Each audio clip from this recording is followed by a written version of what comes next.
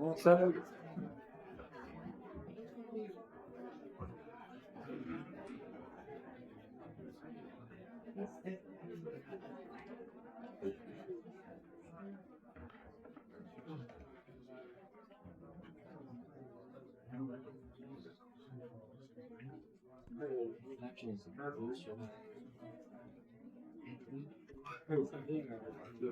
Let's start. Let's start. Anything.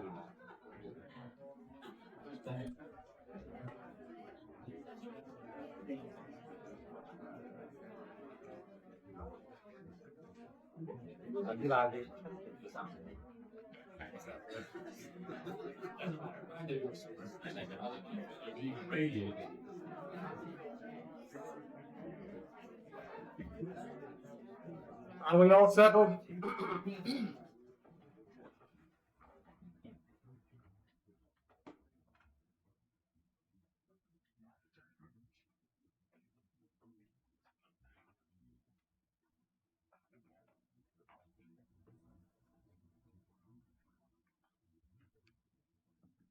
As announced, the topic of this seminar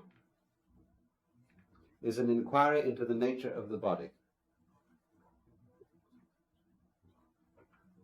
And as everybody knows, this is for some reason an absolutely crucial problem, not only for the Western world, but also for many of the cultures of Asia. That somehow or other, the body, the physical organism, is sensed by most people as a kind of embarrassment. And it may be so in many different ways and for many different reasons. It is the organ of our contact with the world, of our sensitivity. And just to the very degree that it is sensitive, and therefore capable of clear and articulated knowledge, of pleasure and delight, to that same degree it is horribly vulnerable and capable of the most excruciating agonies. To the very degree that the human organism is something beautiful and attractive and lovely, something to be touched and caressed and fondled, to that same degree it is capable of repelling us, with becoming deformed, obese, flabby, wrinkled, and finally dead and corrupt. So that the love of the body and the delights of being a body, the gorgeous feeling when the body is really vigorous, of perfect health, of your contact with salt spray of the sea, or with sunlight, or with spring water, or with homemade bread, all these things are just great. But the price that we seem to pay for them is that it all comes apart in the end. And there's an enormous literature in the archives of the world religions of warning that this beautiful body of yours is in the end going to fall apart and become stinking and corrupt. And for example, in a Dominican monastery, very often, I don't know whether it's done in this country, but it's done in Europe, before every meal, before grace is said, the abbot, or whatever he is, the prior, takes a human skull in his hand and holds it up for all to see.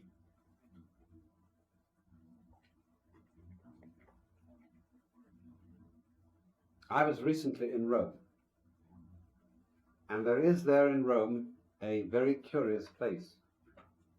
It is a Capuchin chapel, and in the crypt there is a cemetery.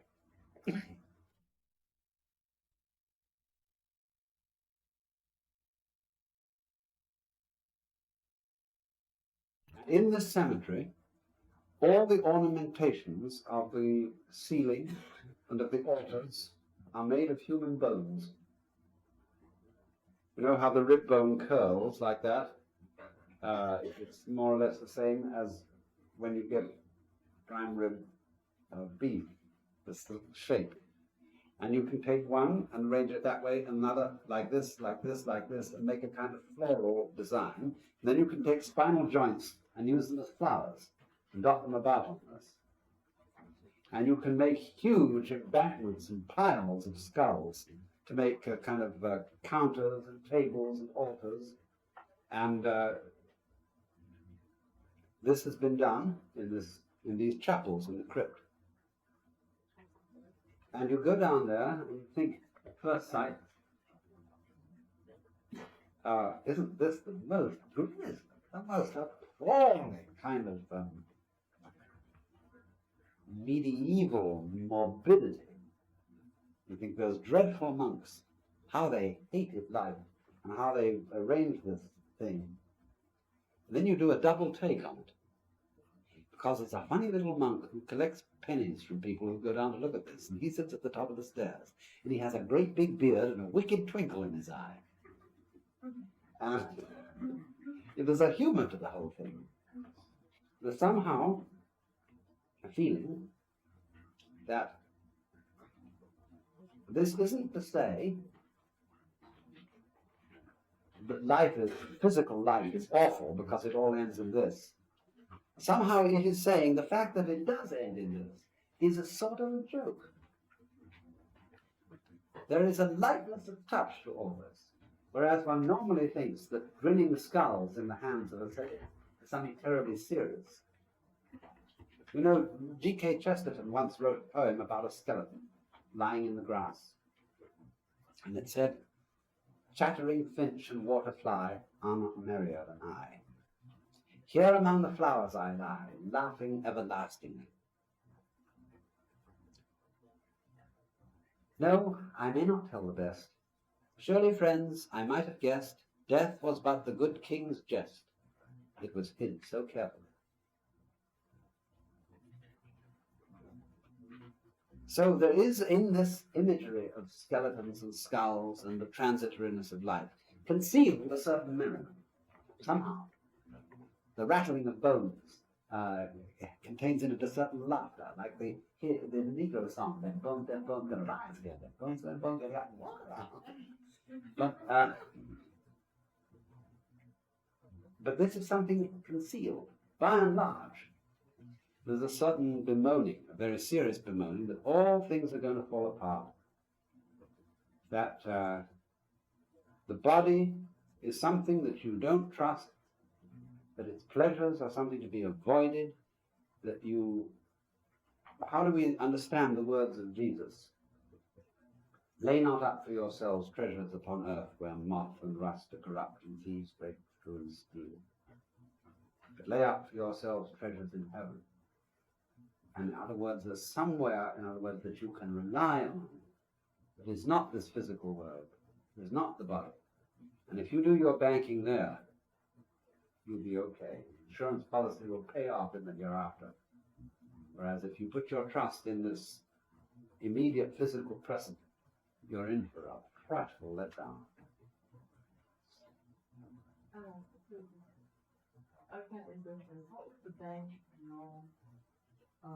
Oh, there's a bank in Rome called Banco de Santo Spiritu.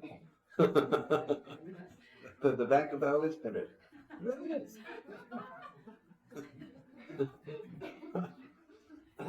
So, religion is made in Rome and believed elsewhere. But this is the problem. This eternal sense of the physical as something that lets us down. To be a body is fine when you're young and strong and healthy. But it is subject, because it is tender and because it is sensitive, because it is volatile and transient, to all sorts of pains. And because you're a human being and not an animal, and therefore you're able to be aware of time, And you know that your own body will fall apart as other people's around you who are older than you are falling apart. But this is what happens. And therefore we develop a terror of the body and would rather be something else than that.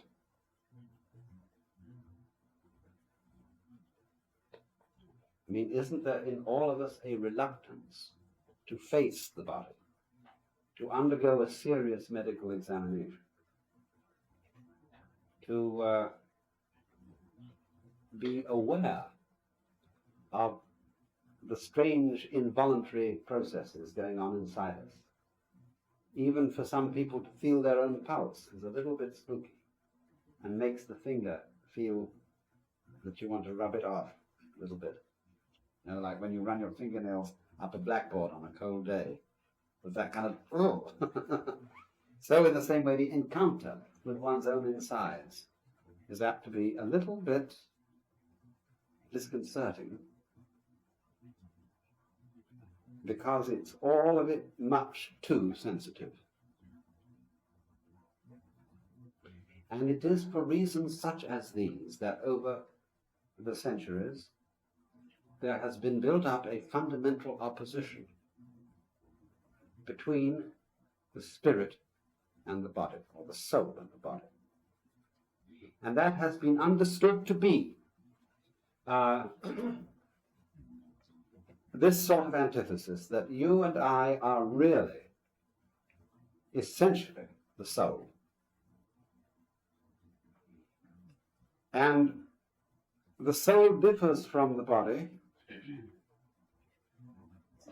in somewhat the same way as words differ from meanings, the things that the words refer to.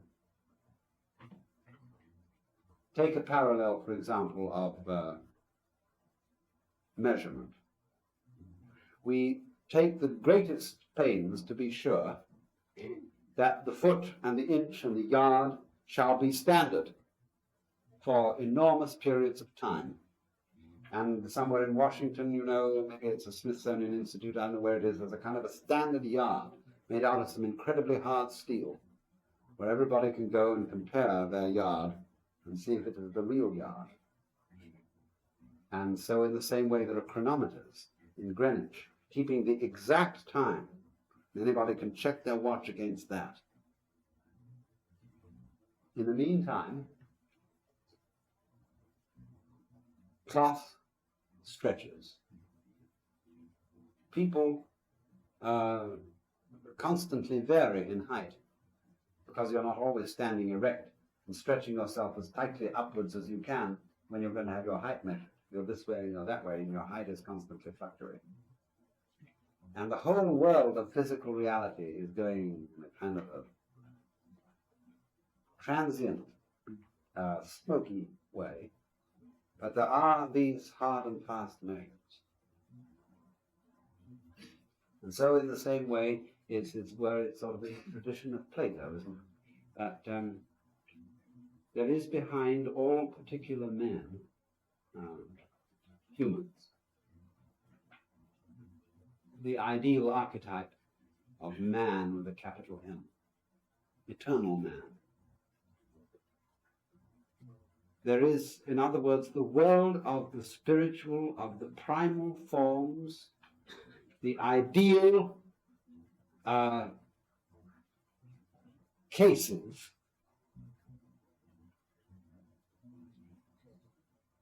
which stand in somewhat the same relationship to the physical world as the ideal yard, as the accurate time, as, for example, we ask the question, what is a man from a biological point of view? And we therefore draw up a list of descriptive classifications and say, this is a man. Yet every individual man varies slightly from this ideal standard. there are a few people, and they send them up to guide the rockets that we shoot off from Cape Canaveral, who more or less approximate to the perfect stereotype of a man.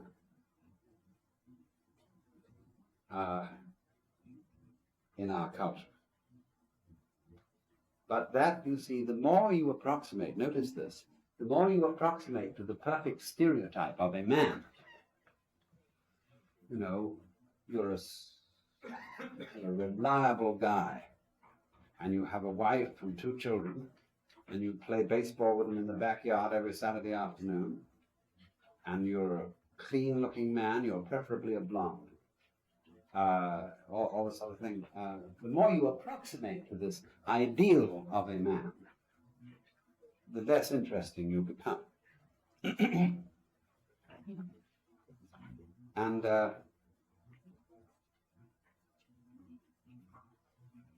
yet, we are inheriting a whole tradition of thinking in which these ideal archetypes are felt to be more real and more abiding than each particular physical instance of humanity.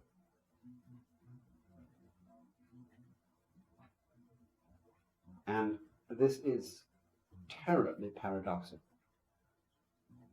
because at the same time, we have another tradition in our culture which wants to stress the value of each particular instance. When, for example, it's said in the Gospels that not even a sparrow dies without God's being aware of it.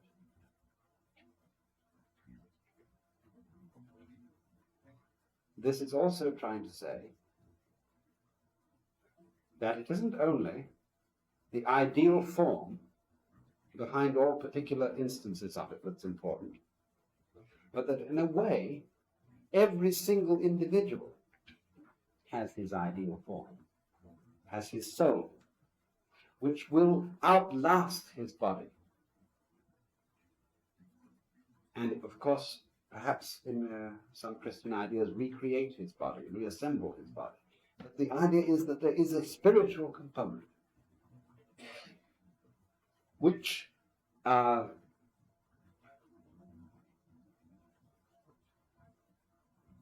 endures beyond the coming and going of the physical, in the same way that money endures beyond the coming and going of steaks and cabbages and bottles of milk and houses and automobiles.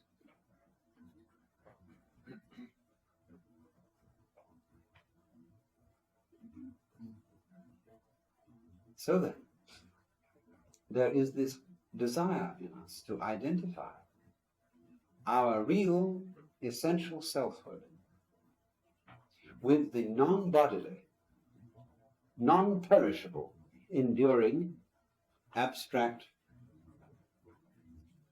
component.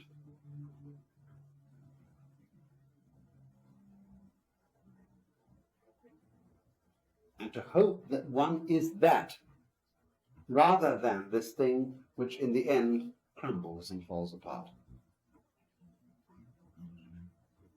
And all kinds of religious aspirations in our world are founded upon that, are founded upon the faith, or I would prefer to call it the hope, the frantic hope, that my essential self transcends this miserable corpse. And that when I die, it won't be really me that dies.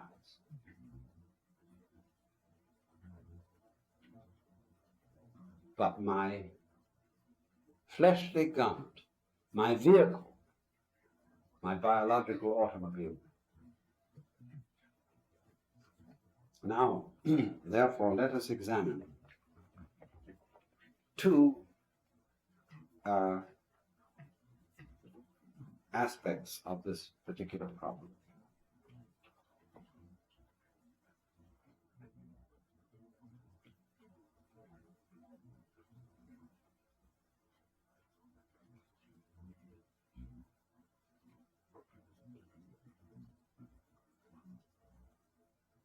First of all,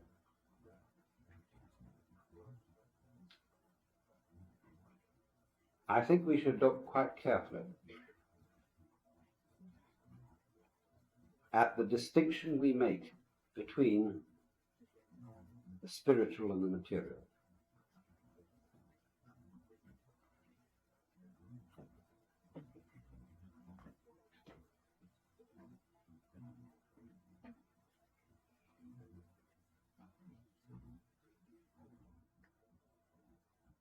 And see that it is a very false distinction. It's based, you see, on this sort of thought, that whatever is spiritual is volatile. It relates somehow to a man's breath that leaves him when he dies. The breath vanishes, the pulse, the rhythm, the heartbeat. You see, everything rhythmic is related to the spiritual. For at death, that stops. And what seems to remain is an inert thing that eventually decomposes and becomes like the soil.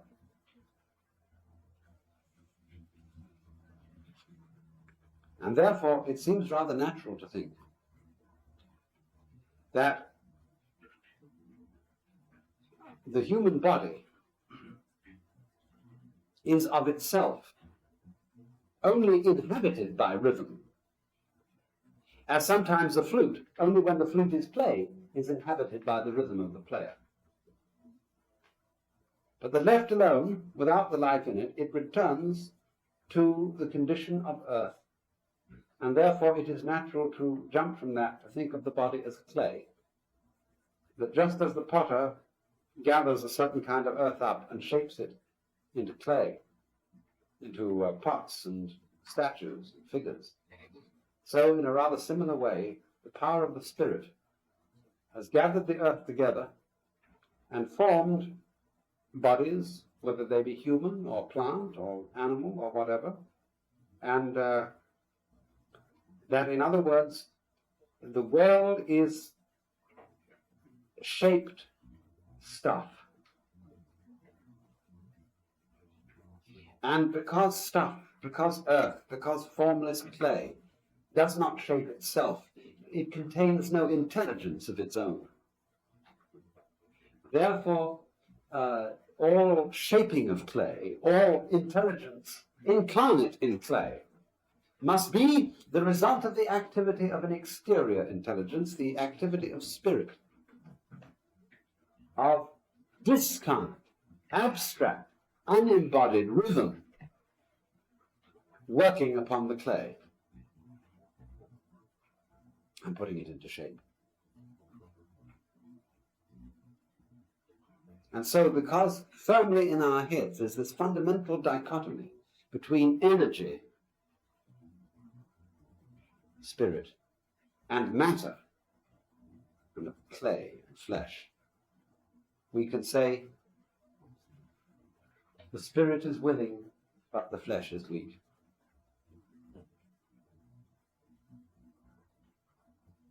Art is long, but life is short. And feel, therefore, the impermanence as well as the heaviness, you see, the substantiality, the weight of the body to be a burden.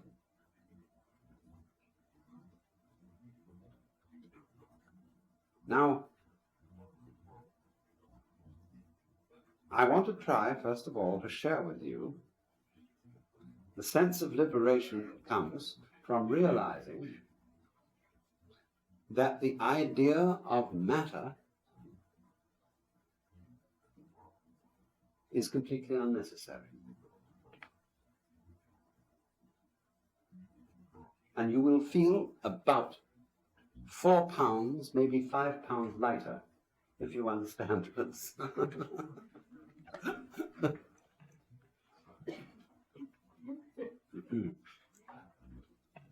I want you to, in order to grasp this, I want you to consider the simple phenomenon of an electric fan. Notice a fan has a number of distinctly separate blades, and that there is space between them. Or take the propeller of an airplane, where even more, the blades are very thin, and the whole circle that they form has very little solidity in it. And yet when you turn it on and rotate it, the whole thing suddenly becomes a solid disc such that you couldn't throw an egg through it. The egg would smash certainly on the propeller as it would smash if you threw it into a wall. And as a matter of fact, everything that appears to be solid is solid for that reason, that it is in a state of intense vibration. And so when I hit my head against a wall, something similar has occurred to my knocking an egg into a very fast fan, except the fan is extremely fast, and so is the egg, and they bounce off each other without being cut up.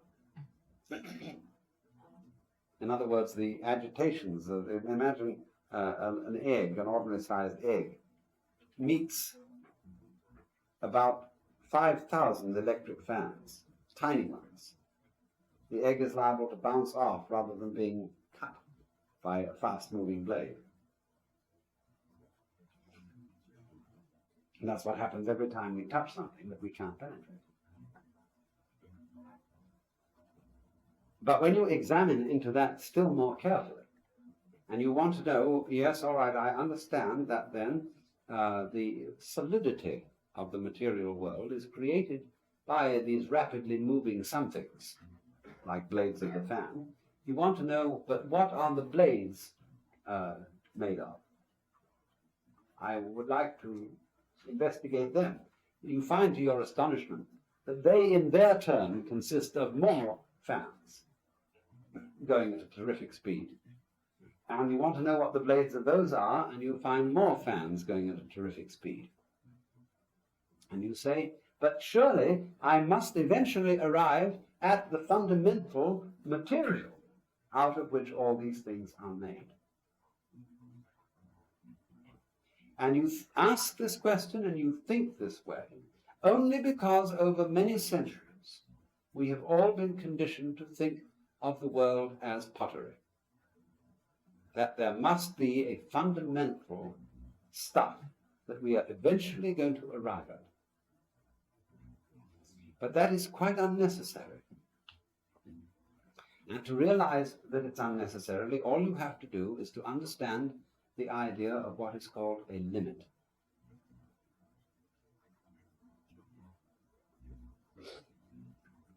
A limit in the sense that there is a limit to the detail that your eyes can see.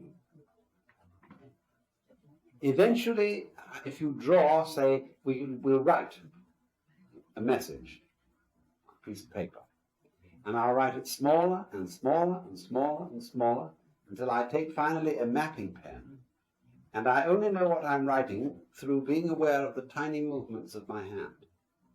If you take a magnifying glass, you'll be able to read it. But to the naked eye, it will seem that I have drawn just a fuzzy line. Now we'll take the magnifying glass and we'll see the letters. Now with the aid of the magnifying glass, we'll write smaller still, until under the magnifying glass too, my writing has disappeared into a fuzzy line. We could still take a more powerful microscope and see the writing. That is how people learn how to write the Lord's Prayer on the head of a pin. But you see, without the magnifying glass, to the naked eye, the tiny writing appears as fuzz, because it is beyond the limit of what the eye can see. Now, fuzz means stuff. It means matter. It means that undifferentiated clay-like glob, which we suppose to be at the basis of everything. And yet you see, every time you can turn up your magnification, your glob becomes articulate. It becomes a pattern. So what matter means is, it is a word for the point at which the world becomes fuzzy to any sense that I have. Fuzzy, impenetrable. I cannot make it out. I can't see the pattern of it. It degenerates into stuff. And that is a limit. But you don't need, therefore, to assume that there is this fundamental stuff, you see. You don't need to make it into a reality. All it is a thing that happens when your senses reach a certain limit. What the world is always pattern. It is always some kind of structure, some kind of form, some kind of motion.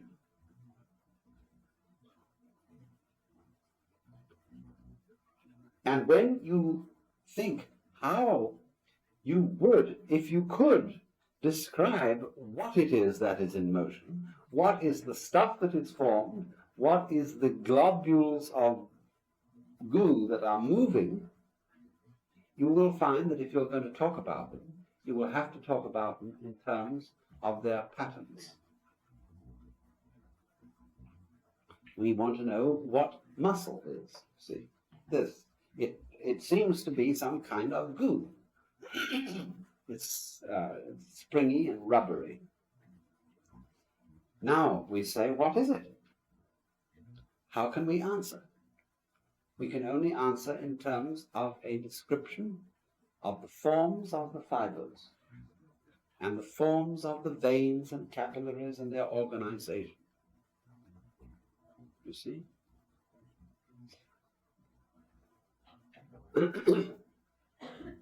Then when we've done that and we want to move down to another level and get to the cellular structure or the molecular structure of muscle, there will be always an intermediate period through which we see only goo and stuff.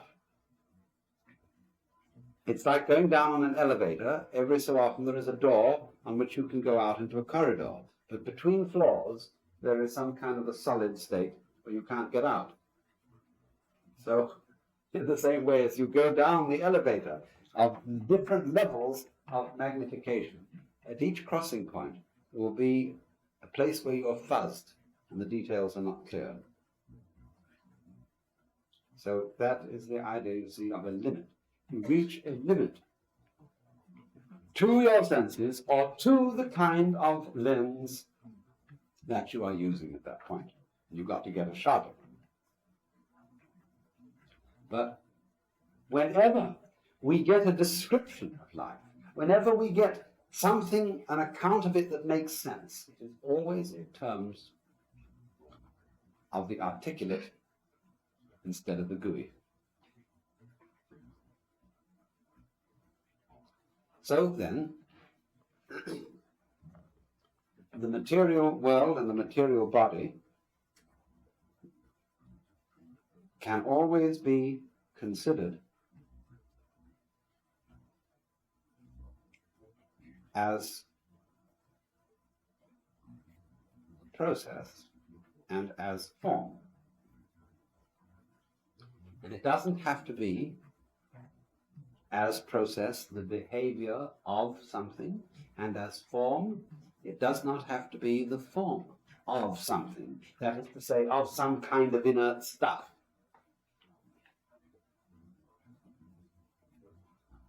So now you should be able to understand how electrical, how volatile, how vibrant you all are, and that what you call weight the sense of solidity is, after all, nothing but extremely rapid vibration. And now that takes us to our next and most interesting step.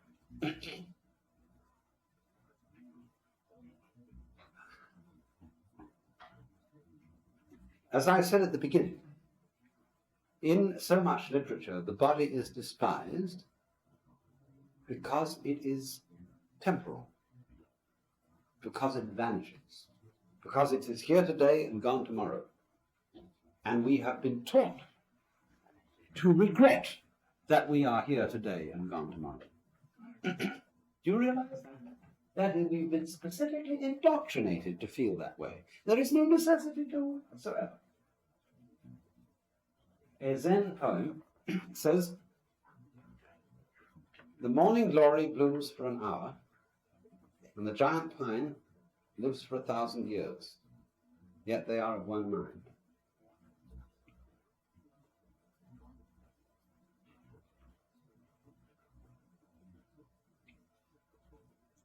And so, you know, elephants live to an incredible old age, and so do great turtles. But Drosophila, the fruit fly, which hovers above the bad bananas you've got left somewhere over in the kitchen, you know, you've got the thing that dance up and down, they have a very short life. Generations of them come and go, come and go, come and go. And yet, from the point of view of the Drosophila, it lives as long as an elephant. And from the point of view of an elephant, it lives as long as a Drosophila. They don't worry about it. But the human being who thinks about time and measures it out is always obsessed by this problem of impermanence. And that I am a passing thing. I come and go. That is a source of regret. And it seems to us absolutely natural to think that way. It seems a common sense to think that way. And yet, it is a matter of indoctrination. We don't have to think that way at all. Let me make some comparisons for you.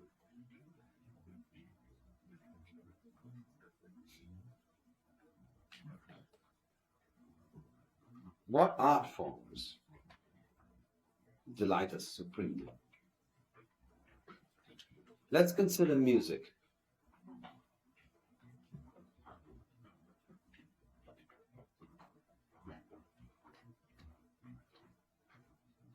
Music, I don't want to put down any architects or sculptors present here,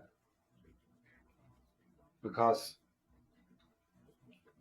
Claude Bragdon once coined the lovely phrase for architecture, for buildings, frozen fountains. Every artist, whatever the medium he works in, is actually trying to achieve motion. And the genius, you see, of a great sculptor or of a great architect is that he achieves a sense of motion, a sense of music, in using the most unmoving materials. That's how he proves himself marvelous, you see. When an architect puts up a building of granite that looks as if it were made of suet pudding, we say, well, maybe he's good for making fortifications, but he's not a great architect.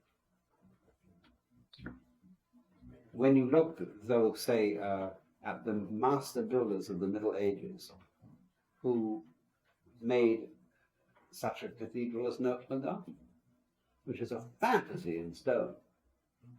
It doesn't look as if it was made of stone at all. It's just stone has suddenly become like bones. It's a great skeleton.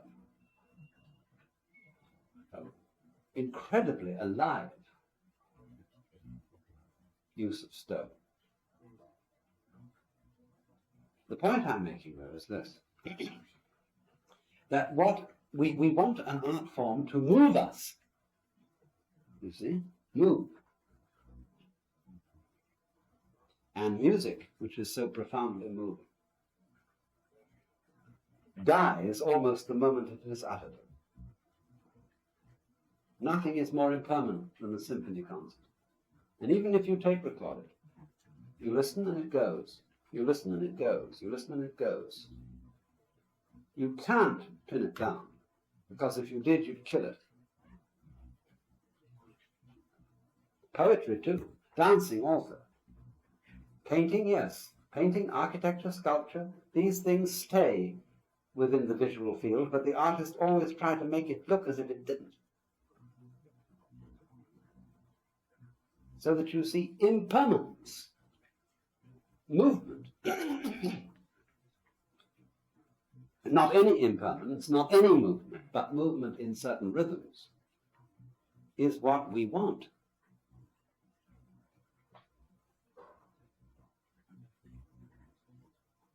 When people are looking for pleasure, they are not looking for something static. They are looking for movement of certain kind. If a man makes love to a woman, he doesn't want to catch hold of her and stay that way. He moves his hands constantly and feel by reading with the fingers like someone reading Braille, the whole changeful movement. And the trouble is, we have been miseducated. We think, when I touch, and I never seem to find it. I know I'm just about to find it, but there's something I'm looking for. Where is it? It's like when you travel. I was just looking for that place that I wanted to reach. There was the ideal, oh, there it is. Well, wait a minute. No, maybe it's over there. You know, you look from view to view, and you're in the middle of paradise. You're in some of the most beautiful places in the world, mountains, waters, and you look from place to place, and you think, I was just about to see it. Let's climb up to the top of that mountain. That looks the most gorgeous place. And you get up there, you think, wouldn't I like to be down in that valley? See? Everything is on the move. But we get frustrated by this because we have been educated to think that there is a place at which we ought to arrive and stay.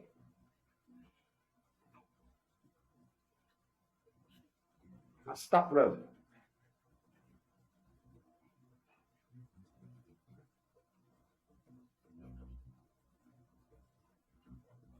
You ought to settle down.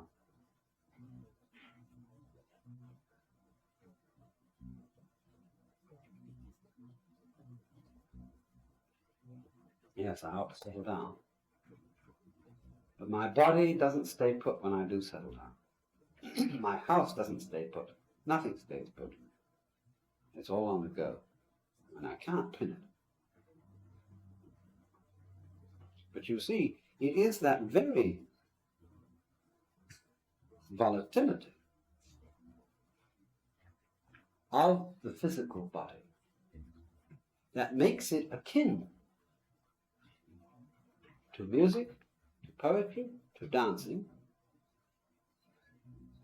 rather than to what is statuesque, that is to say, to tombstones and big rocks and mountains and turtles and elephants. You know, you watch the turtle, they live forever.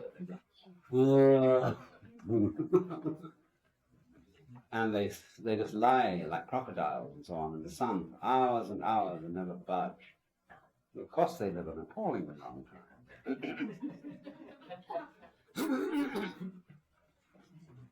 But now do you see what emerges from this?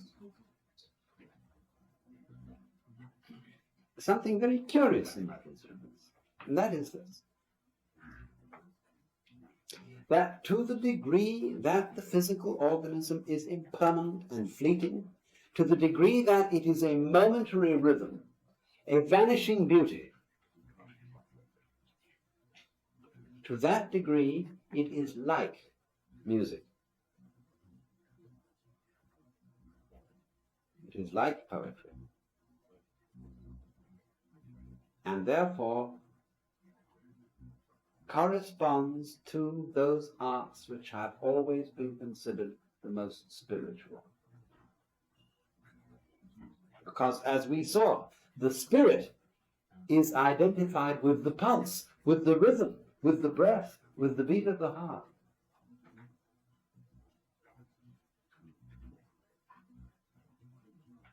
So that, doesn't it turn out in the end to be just the contrary of what was expected?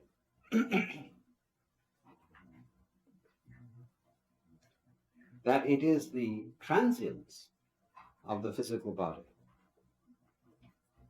and of its beauty, the momentariness of all this,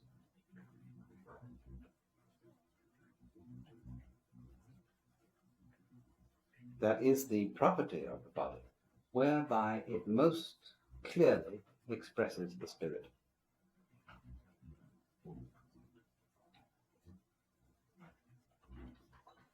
Now then,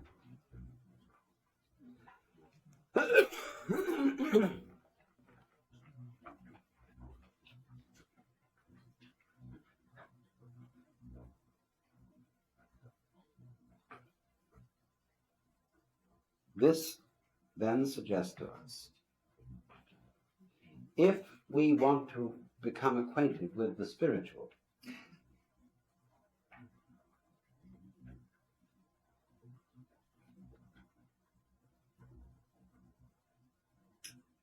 we may really have to look for it in the place in which we didn't expect it at all.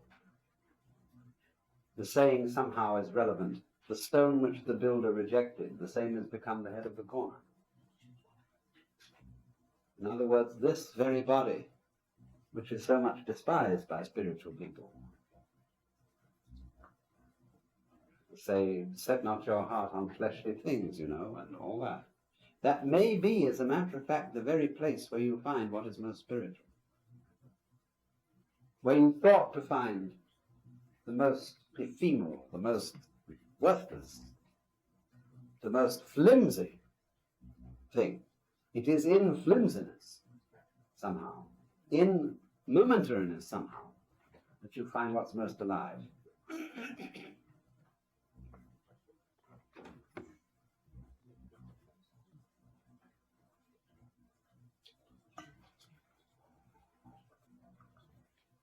That, in other words, that in one's, to the degree that one is willing to be body, which we now see as not something really very solid, not something material and stuffy in the old sense, but something exceedingly volatile, unpin-downable.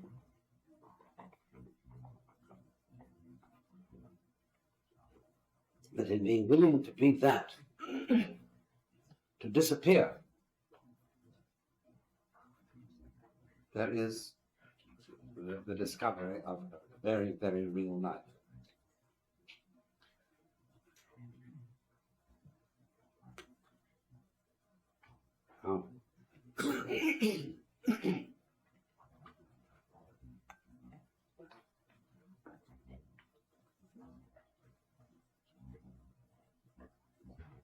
At the same time,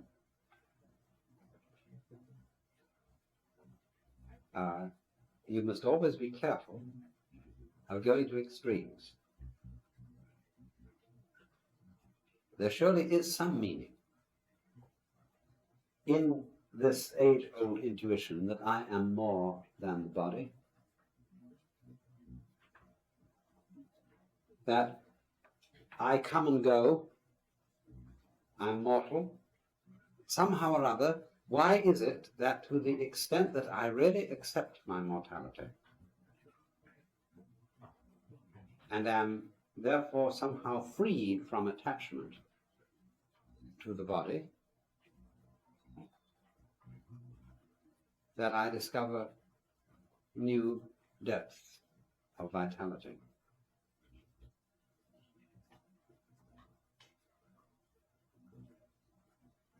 You see, in the moment in which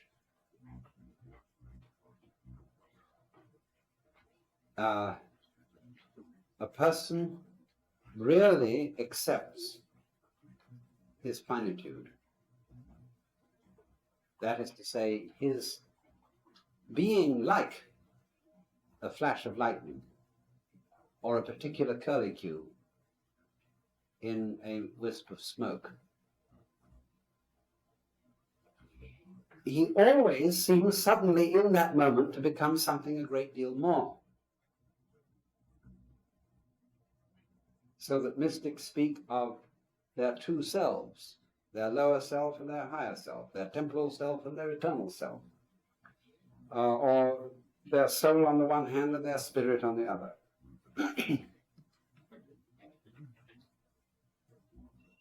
And the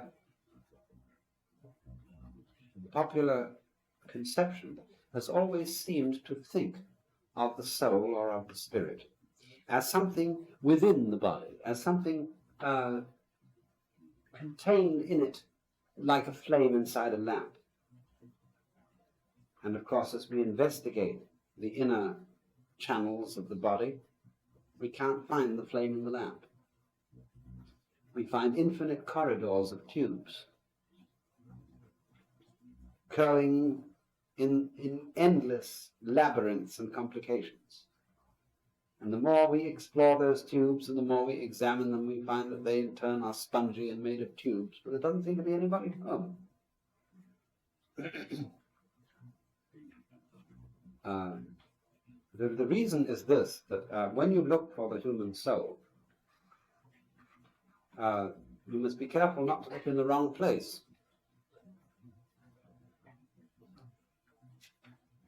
The self, you see, that is more fundamental than our bodily self, is, of course, not inside the body, but outside it.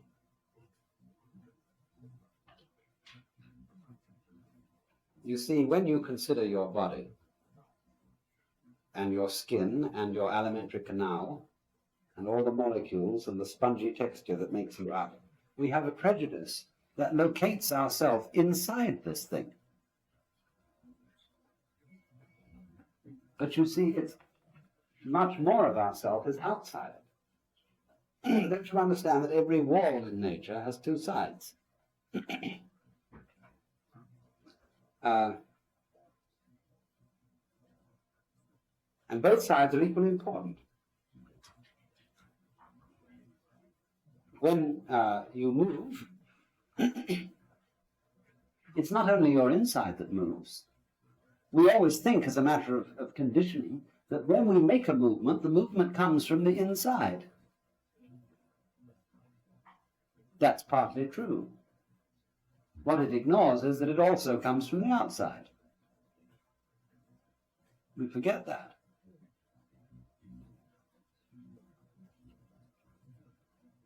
And therefore, you see, your real self is the part that we've all been taught to neglect. For example, the Gestalt psychologists show us very clearly that we have a compulsive psychological tendency to look at figures and ignore backgrounds. I have a little trick I sometimes play on students, which is I go up to the blackboard and draw an O, a circle, and say, what have I drawn? And they say, you've drawn a circle, you've drawn a ball. At MIT the other day, some bright boy said, you've drawn an O. And he was getting at a point, because what I had drawn, you see, when making the circle, could equally well be I had drawn a board with a hole in it. But everybody, you see, thinks of the thing inside the circle and don't think of the thing outside it. Now, it's just in the same way with our own behavior. See, we think of our operating from inside these boundaries. And so naturally we can't really explain it at all. We want to know how and why and so on. We do this, that, and the other. And by looking only for an explanation inside here, we can't find it. Because you see, our mind, our real soul, is not something in us. We are something in it, as body. Our real mind is coextensive with the physical universe. That's you. I mean, everybody's been hypnotized to forget it. You really are the total cosmos. Only this cosmos is capable, this self that we are, is capable of infinite variation, that is to say, centering its whole self at infinitely many different places. Now, each one of us shares a common soul which differentiates at each place. Like, put it the other way around.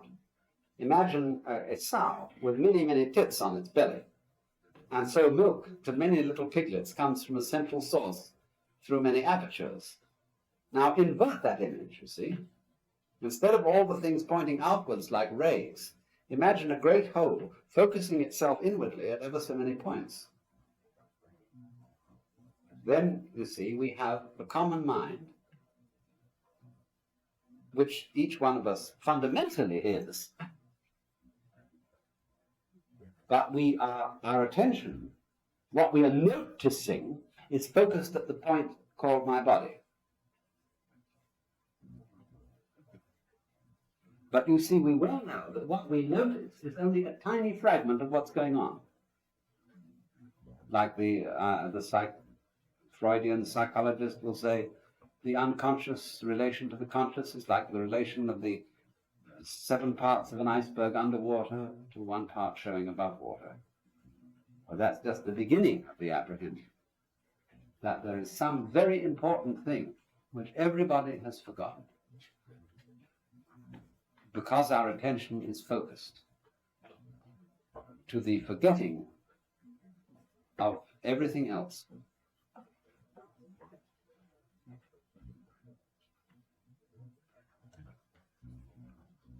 When, as little babies, we knew that we were the whole universe.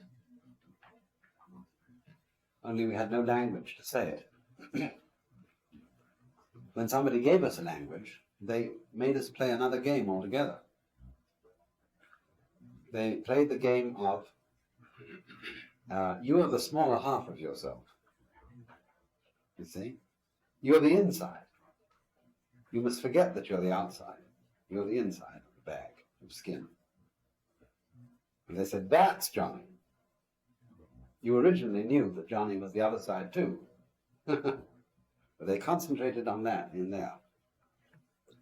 And that's the game that human beings are playing. We could go into that. I mean, life is a system of games. And there are various ways of doing it. And this is one of them. But it has the disadvantage, you see, of creating anxiety. Because if you're identified only with what's on the inside of the body, and you don't see the body from the outside, then you think, when this collapses, I'm going to collapse. And the whole, that'll be the end of everything.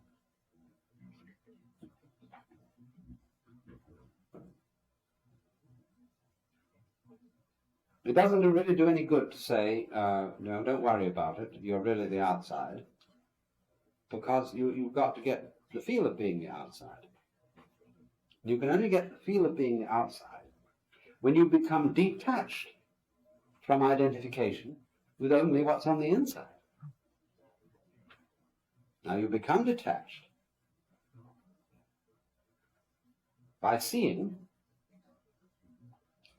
that you can't hold on to what's on the inside.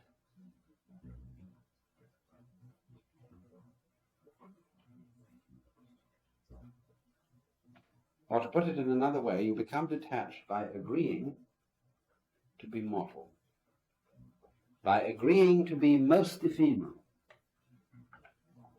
to be a lightning flash.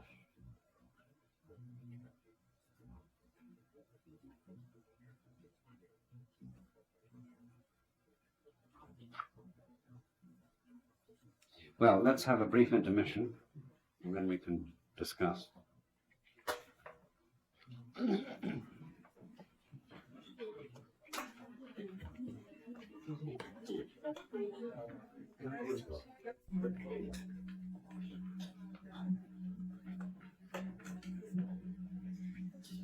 Now, my friends, if you have questions, I will try to answer them.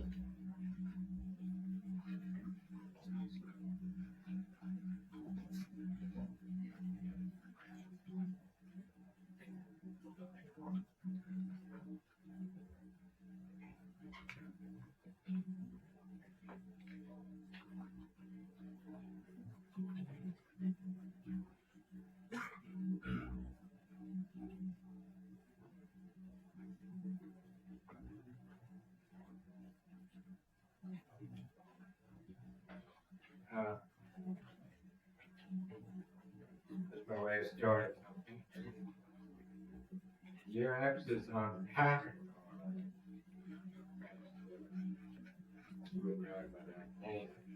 a relationship structure in reality,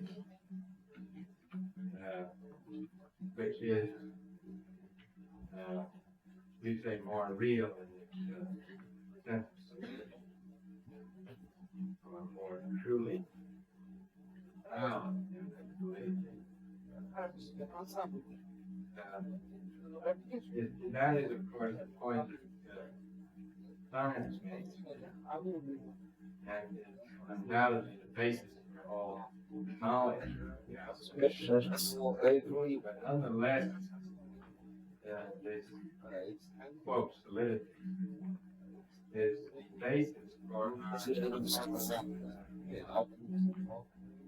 direct intercourse or participation with nature.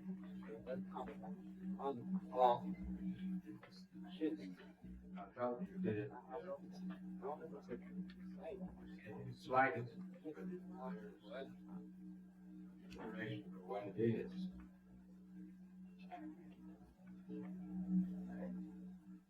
I slighted what?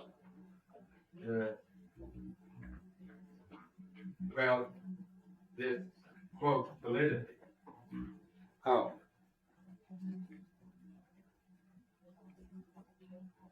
I didn't want to use solidity as a criterion of reality.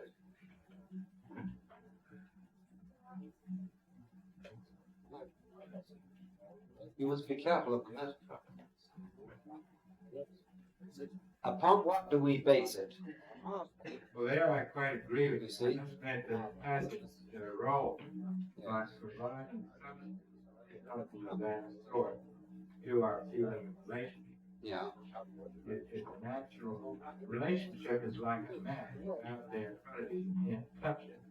But this illusion of solidity is the way in which we and nature are together, not together.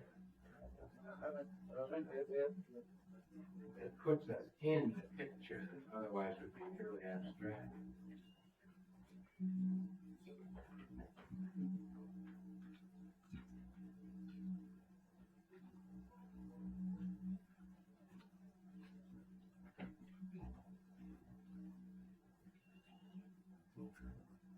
In fact, I would even try to say that this validity is so, because it's the passional part of our nature.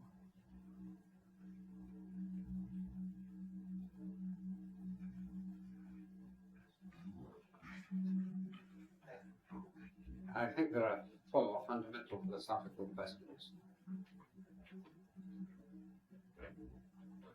The first is who started it. The second is how are we going to make it.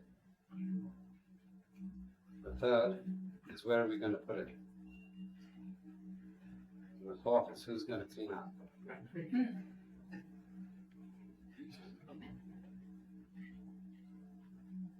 And this is where we're going to put it.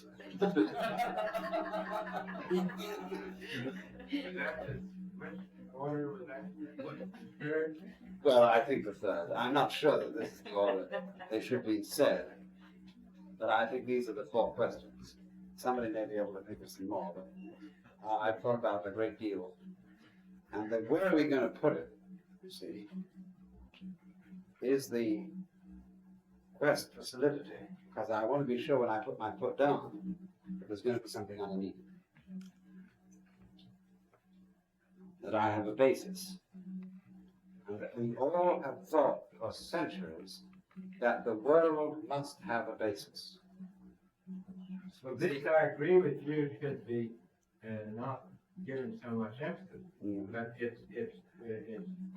it deserves a place in its power to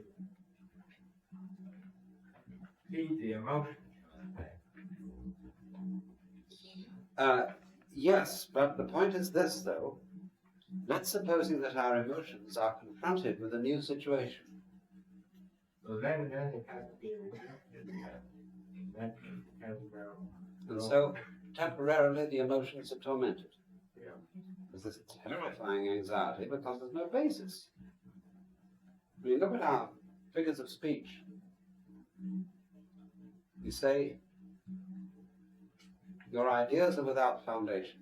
Your contentions are baseless. And like the baseless fabric of this vision, the cloud-capped towers, the gorgeous palaces, the solemn temples, I, the great globe itself, whatever it is. And, the sense of there not being any foundation has always been a way of putting something down. But progressively, man's intellectual comprehension of the universe is to learn to do without basis. There isn't a turtle supporting the world. There aren't crystal spheres holding up the planets. There isn't any ether in which light is propagated.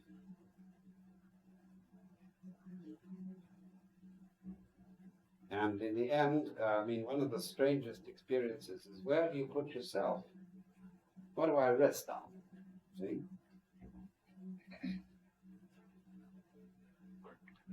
And in the end, I think that the mystic comes to the comprehension that he doesn't need to put himself anywhere.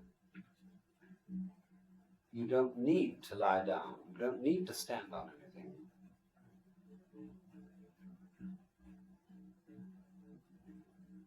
We all float.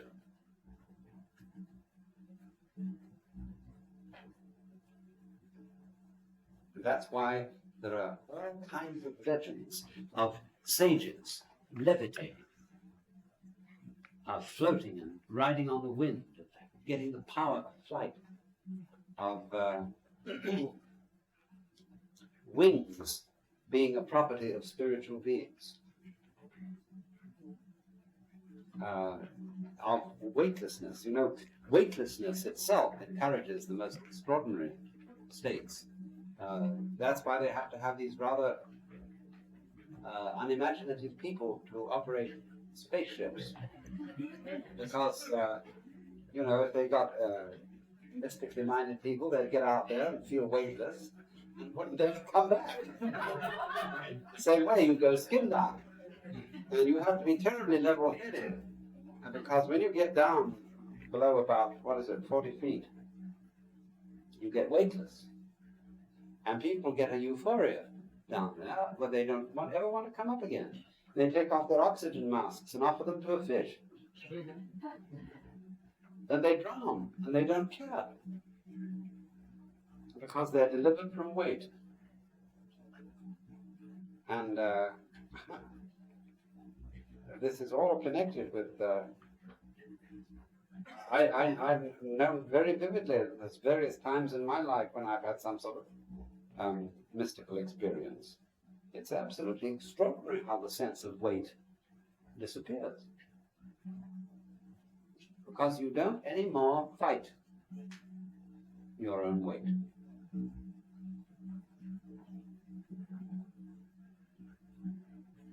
Well, Alan, may I make a comment?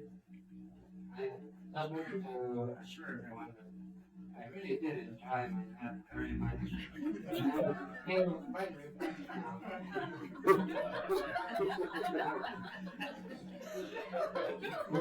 You must consider that. Is this in a form of confession or comparative time? Run around solution.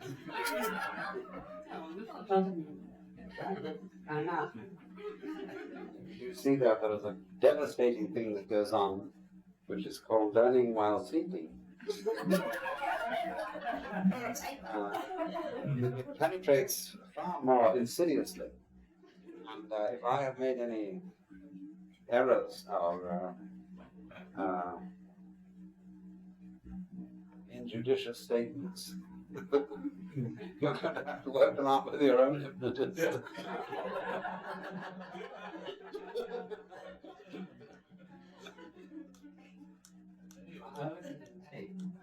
I was thinking, in Lloyd's defense, they were the soporific effect of watching all.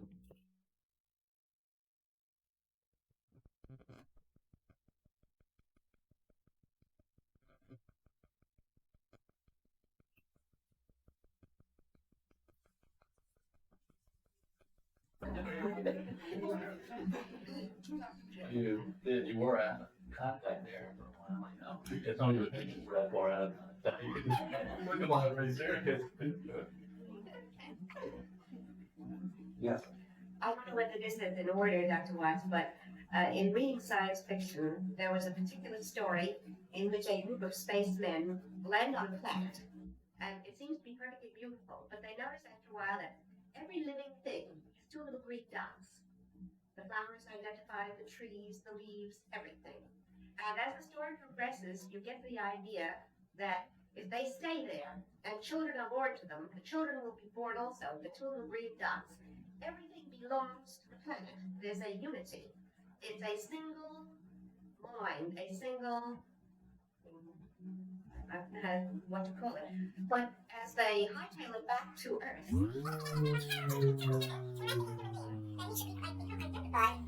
with the entire planet as a unit. And I wondered how this accorded with the idea that you expressed that our cells, our real cells, are outside, all unified in a cosmos. It's sort of the same idea. What was it in Japan? Our guy shows talking about the northern Japanese foods were like the Japanese eliminated. I knew it. And and there's something about a blue spot on the planet that identifies you with a fire.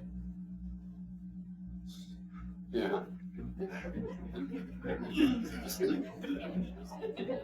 German baby. Yeah. Thing. Apparently, eventually, it sort of disappears. Disappears. They identify you as having been,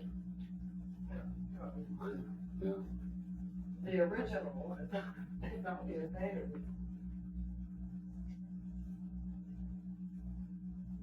Do you remember that? Oh, yes, son. I thought it was so strange. The Japanese people are afraid of you. Yes, there is this whole problem of The Japanese, other than the Irish, are from South Pacific, China. in India. It's a very common superstition in rural communities that Western women have tails.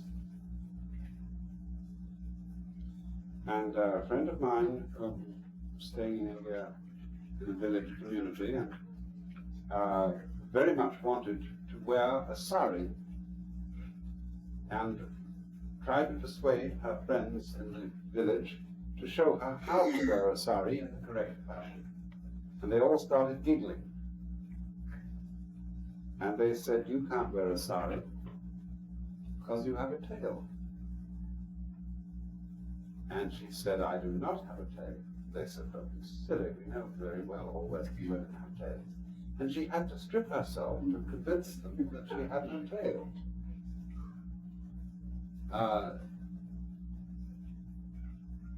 Now, what would you do on meeting a human being and were introduced and they peeled off a glove to reveal a bird's claw? How would that make you feel? Trees? How?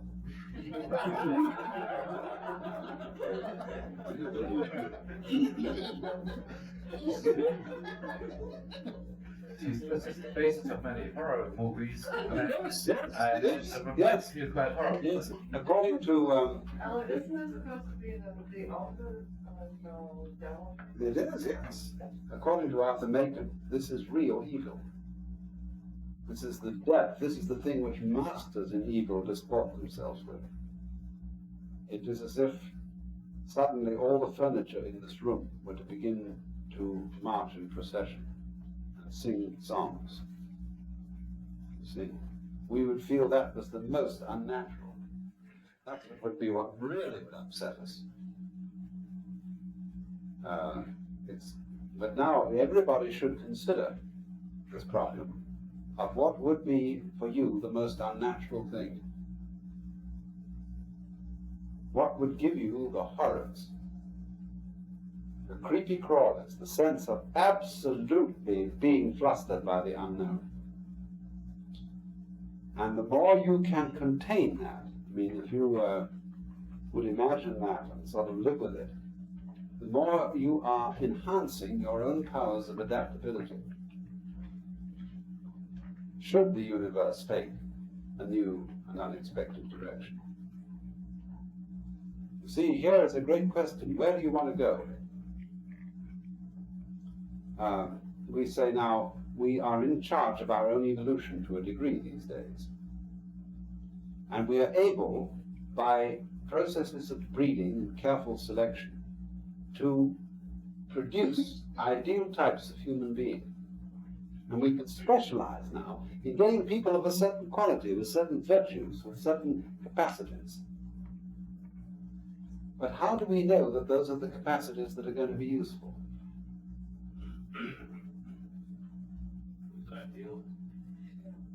Whose ideal is it? It doesn't matter whose ideal it is. It doesn't matter at all.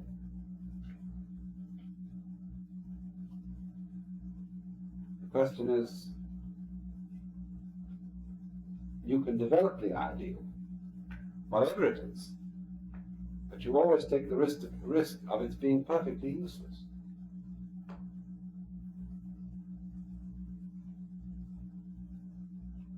You see, right now, we're investing enormous sums of money in obsolescence. That is, in rockets.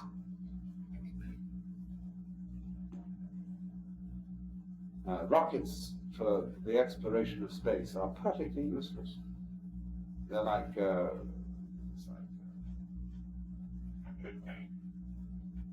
primitive notions that advanced aeroplanes would have 6 wings.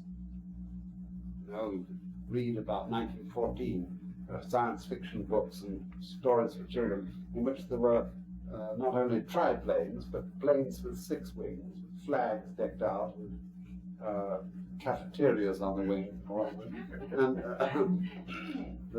they never happened that way. So in the same way, the whole idea of the exploration of space must be based on the understanding that your real self is coextensive with the universe. And all you have to do is to sit here and become more sensitive. You don't have to go rushing out somewhere else. So a much better development is the radar telescope. It's much more intelligent. That's along the lines with which one will get a far more intimate knowledge of the distances of space than through this ridiculously primitive idea that you have to shoot yourself out with a gun and go there. Alan, there were some people 700 years ago. The world was fascinated with certain kinds of military, and Columbus got out, found other things which we now can enjoy like that. Yeah. Would it have been better if they had No, because the conditions... Japan is closer. Yes, this is the point now. This is what one has to recognize. The conditions of knowledge at one level of magnification are not necessarily the conditions at the next. In other words, the human organism, the body, has the possibilities of movement within a certain sphere. And within that sphere, these things such as wheeled vehicles, such as ships, such as aeroplanes, are practical means of motion. When you move up to the next level of magnification, you've got to make a complete revolution in your thinking. You must not extrapolate air travel into space travel. That's the mistake we're making. Yes, you see, everything that is appropriate for air is being extrapolated into space. Huh? Sensitivity.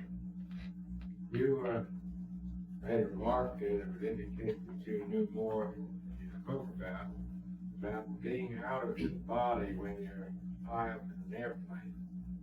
I've heard accounts that some aviators find themselves flying along outside the airplane.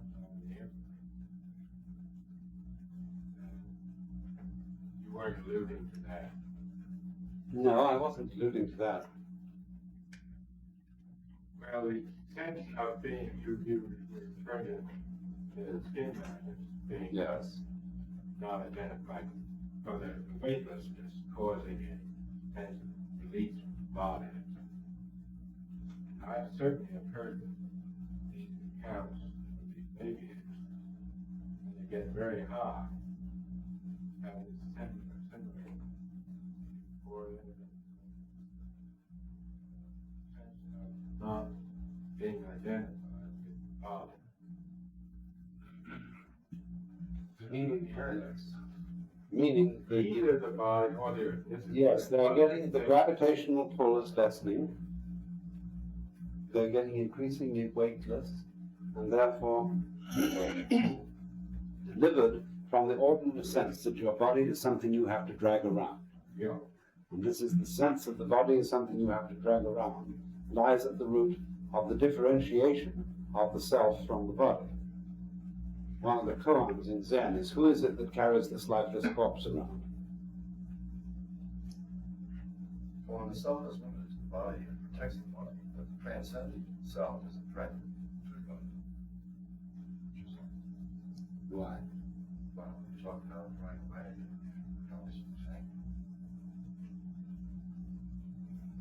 the same. This is simply a preliminary failure of adjustment in a new area. When we move into some new area that we don't understand, we can fail to adjust to it because we don't realize what conditions we've entered.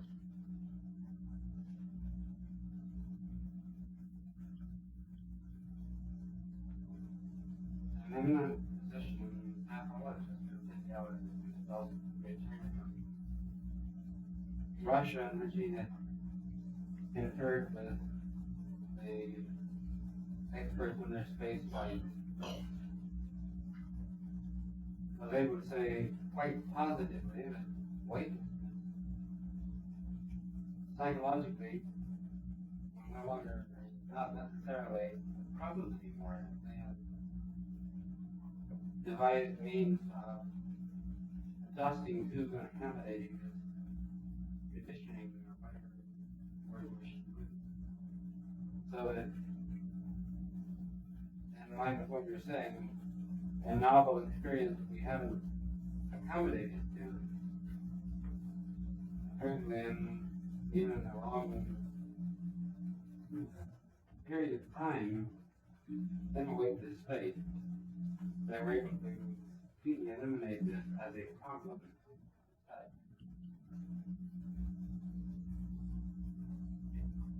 They gave no information as to not how, but implied there are available and wasn't secret information. Speculation through development of systems, control systems within the spacecraft that would create a weightlessness that can be controlled even with final projection. Probably none. I mean, since we're not having workers Yeah, well, no, somewhere inside it that stated it's for the problem, that the trial could be overcome with existing knowledge. You see, if you know that the earth is also you, you're already weightless.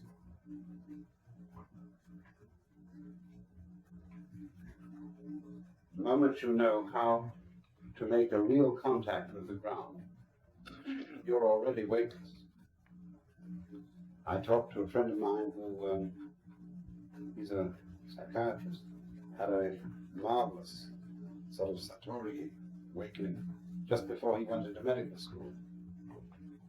And he said one of the most characteristic things about it was the friendship between my feet and the earth. That there was no resistance between the sole of the foot and the ground.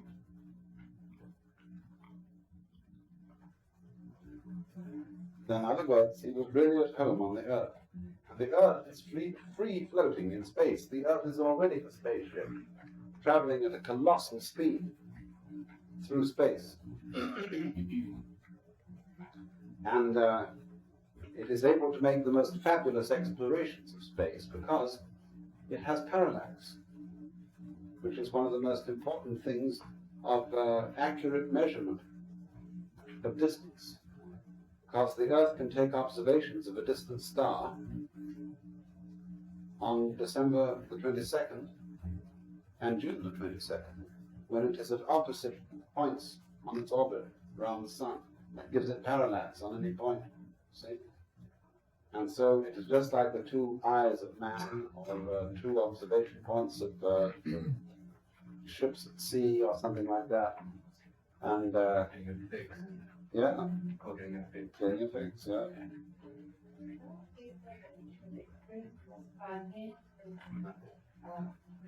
Not while or in space, have you ever Not necessarily. Some do. Some just love it. Our language carries something in this regard too. The speaking someone literally walking on air. Yes. Only, it seems to me it only does it in a rather brief sort of way. You see, the problem with alcohol is that once somebody said to me, I wish I could always feel as if I had just had 2 martinis.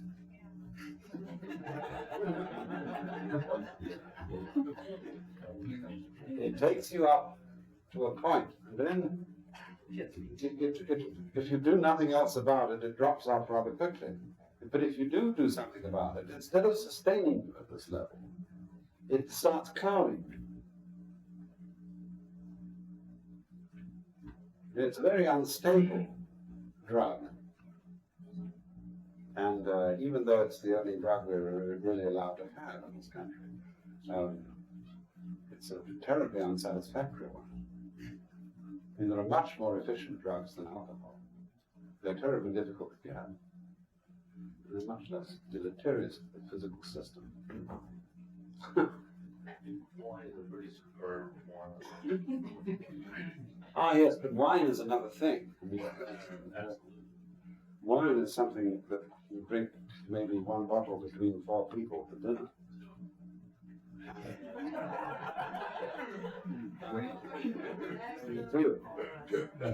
I'm talking about a fifth. Yeah. French wine, you know, which is a fine nectar for dinner to accompany it. But alcohol, that's simply a gourmet situation to warm up. But alcohol taken as a consciousness-changing drug is very unsatisfactory compared with others.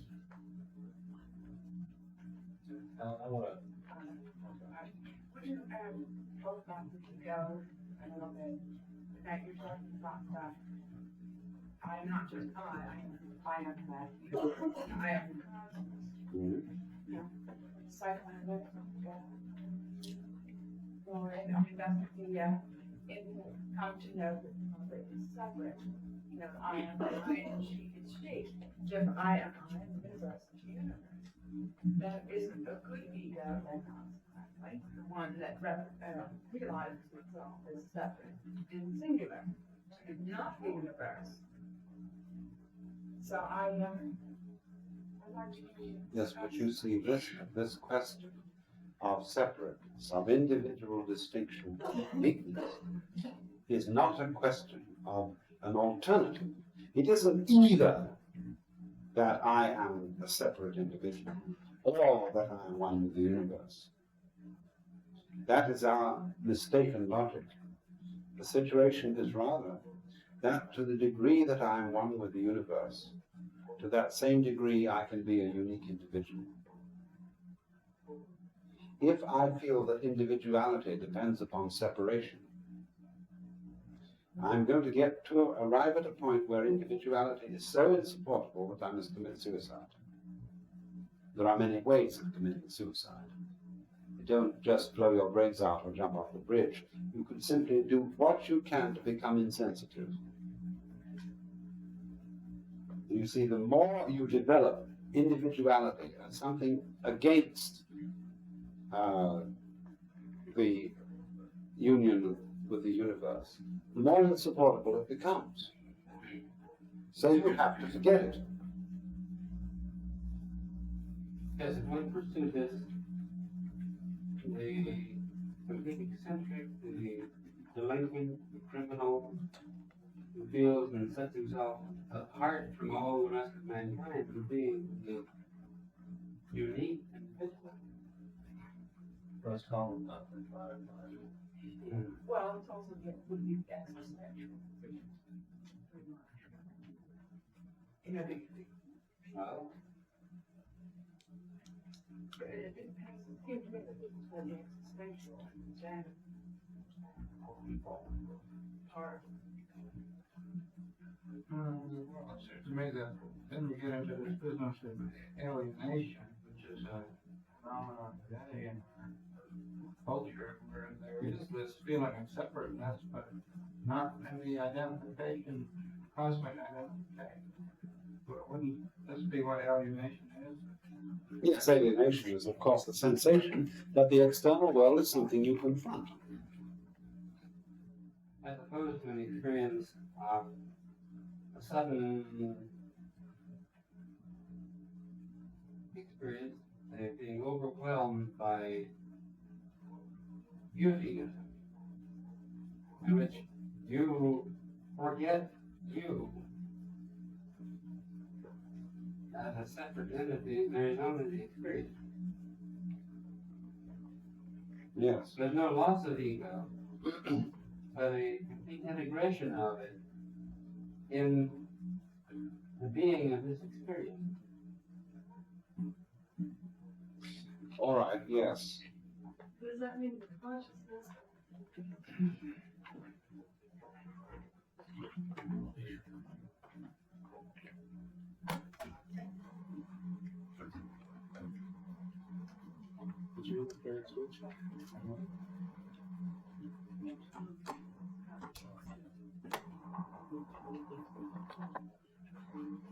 Yeah, this is something that my friend J.P. talking about.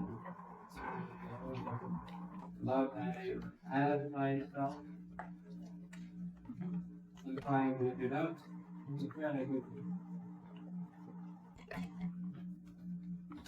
want to get love for yourself, then you're not going to love your neighbor. But only if you do love yourself sufficiently and feel sufficiently secure in doing it. And loving yourself, you can forget yourself. And you do it without someone else.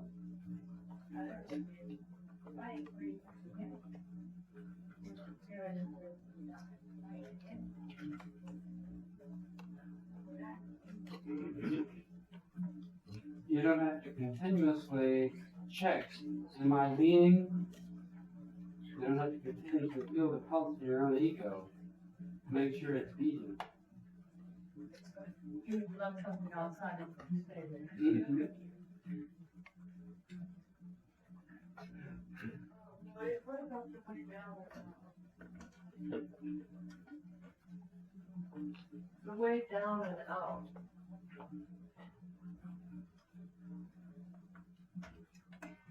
How do you mean, are you? Where you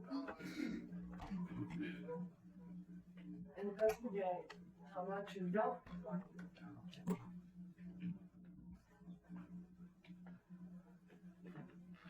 To a point where,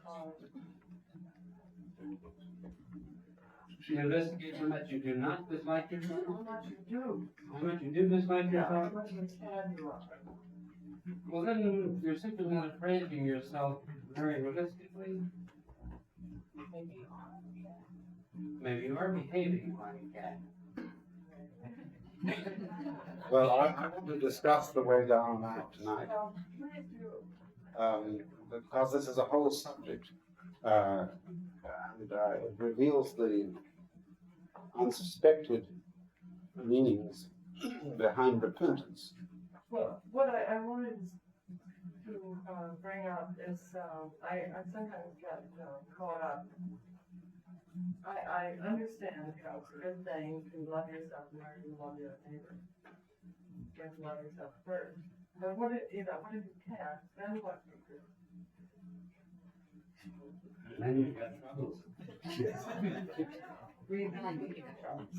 What about the ambivalence if you get love it? I mean, you don't have to be avoided. Dr. Watts said, you can't have love without hate. And how do you do it like underlying weakness? Again, you're pouring out quantity of gross scale. How do you know? So you're tiny, right? So Dr. Watson and I never discussed this.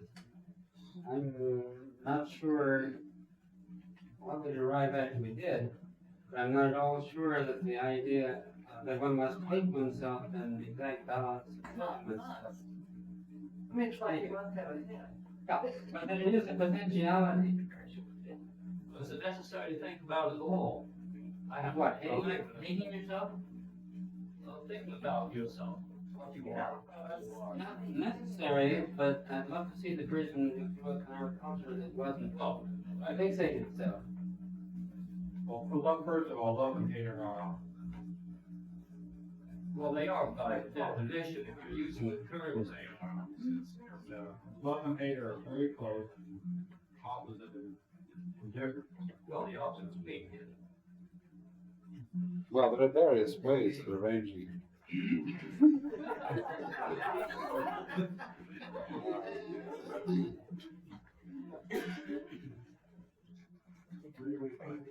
Hate is a kind of concern. Well, What's the thing about, Helen? Talking to us about, Brahma? blood thing. Yes, I was just going to mention this. That Brahma was once asked, which devotee will retain union with you first, he who loves you or he who hates you? And Brahma said, he who hates me, because he will think of me more often.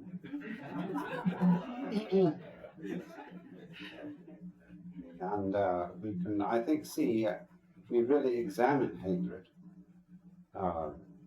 there's a peculiar intensity in it of the beloved enemy. Because you see, once you really hate, it becomes a great necessity of your life to hate. It's some meaning, it gives you an ongoing sense of identity. First, Saul of Tarsus was an example. Yes, indeed, indeed. I would say. He discovered his hate was love. Yes. He absorbed himself in doing nothing but hating and trying to destroy this vile creature. And another old apostolic teaching, namely to the effect that we become like that which we dwell upon, are constantly thinking about. Hate and love are aspects of ecstasy. Aren't they? A great emotional charge. Yes, they're terrific emotional charges in which your organism is vibrated out of itself. Yes.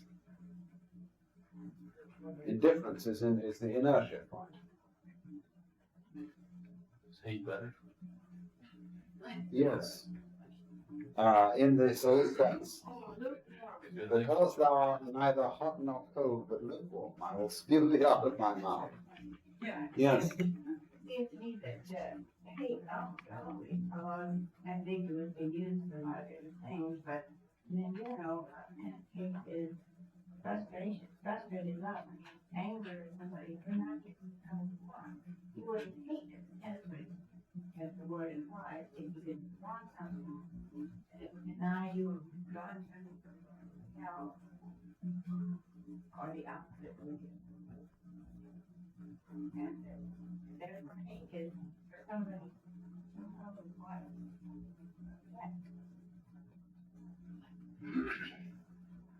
I think, yes, that's true. But I think there's something more than this. I think what this just that would be one set of very strong claims. General, you're going to have satisfied. You have these strong claims. You haven't got very.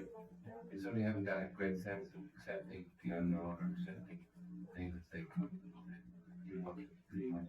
Yes, yes. Where you would project them generally. You're not letting too much of an adventurous thing that happens. There's also, if you listen through that, you hate only that in other people which you despise in yourself. And if you accept this in yourself, you then do not despise it in others.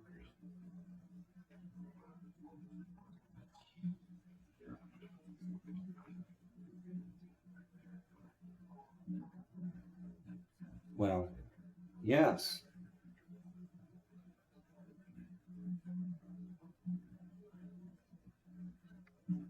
One of the great questions, though, is of any individual, do you hate anything?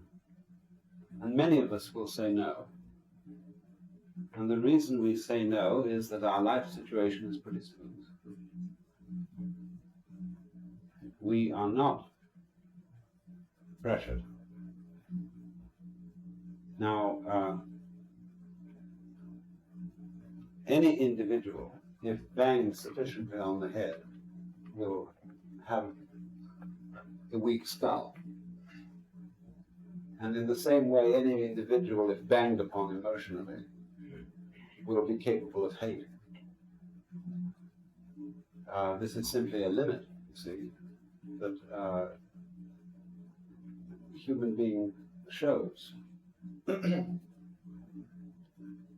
But hate is a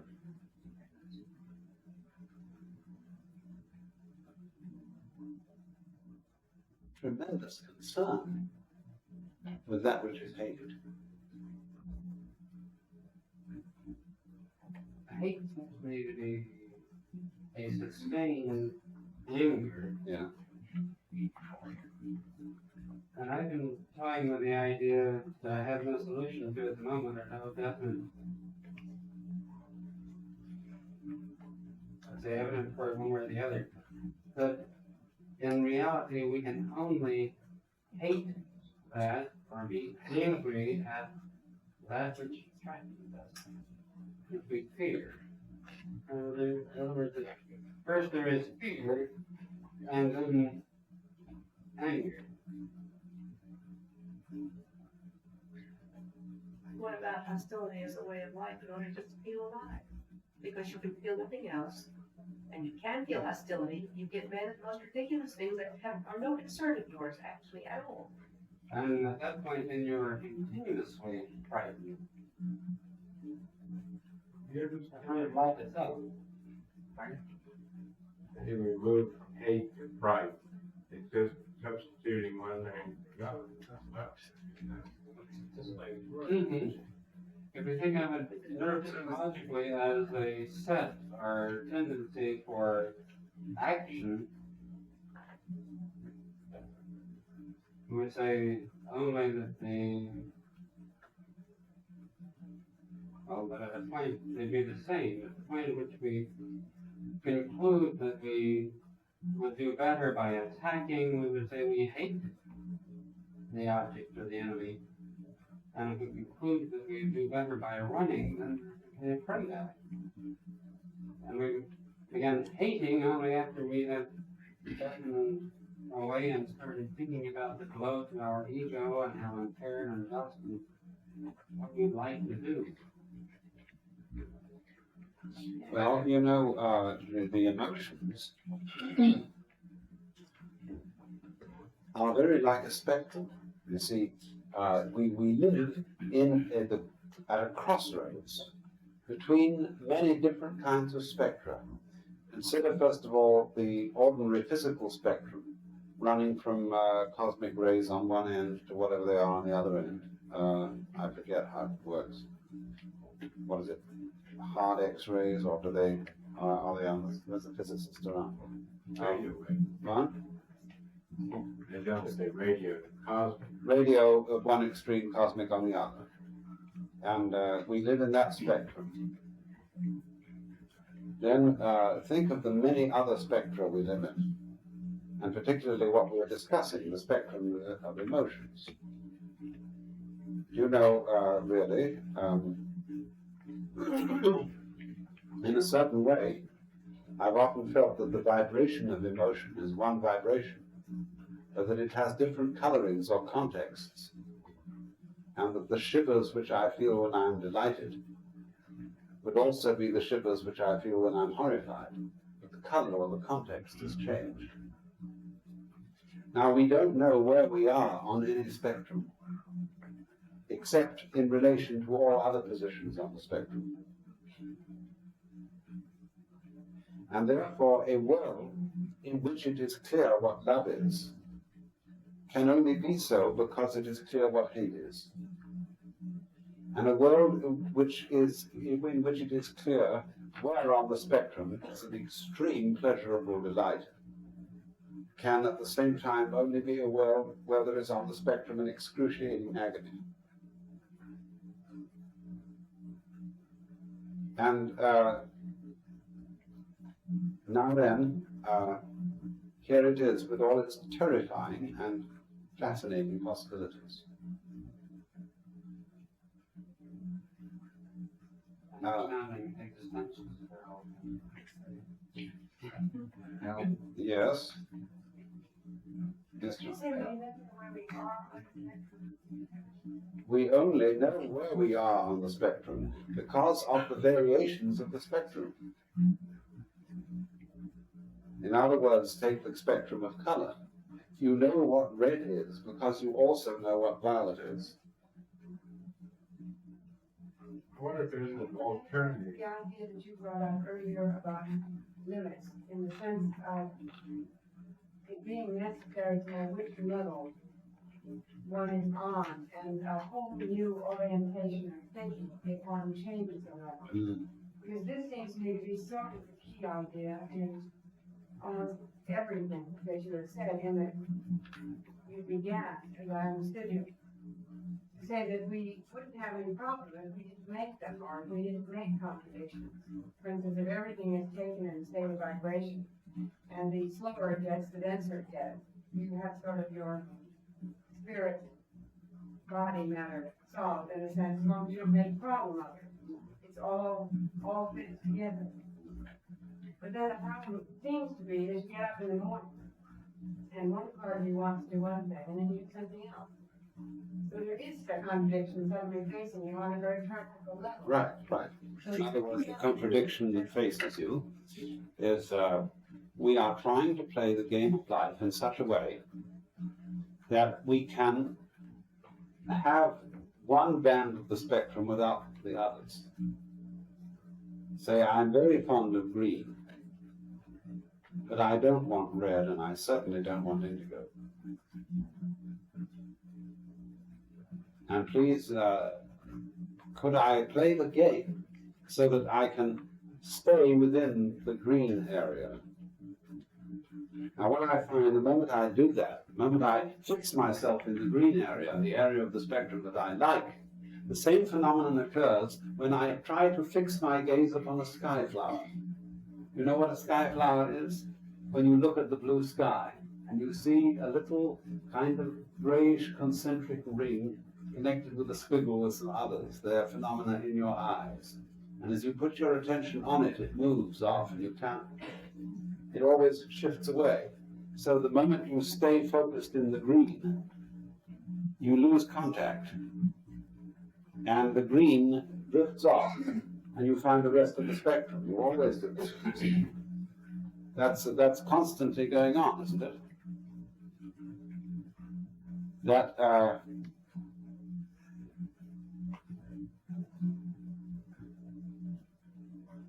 take another instance of this. Well, she was asking about getting up in the morning. Yes, but that's what refers to getting up in the morning. Right, because when we get up in the morning, we would like to face a day where the spectrum is going to be green. This is the problem. I was going to offer this as an alternative, but it may be another form of what you're saying. The instance of a man who has a very acute sense of smell like that at all. Finally lost this, and he was asked, because he was just interesting case, all about it, what the difference was, what it was like for the best experience. And he said,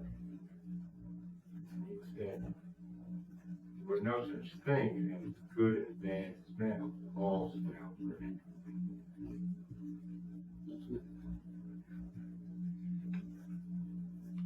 I think you had this. Well, that's our problem here with the spectrum.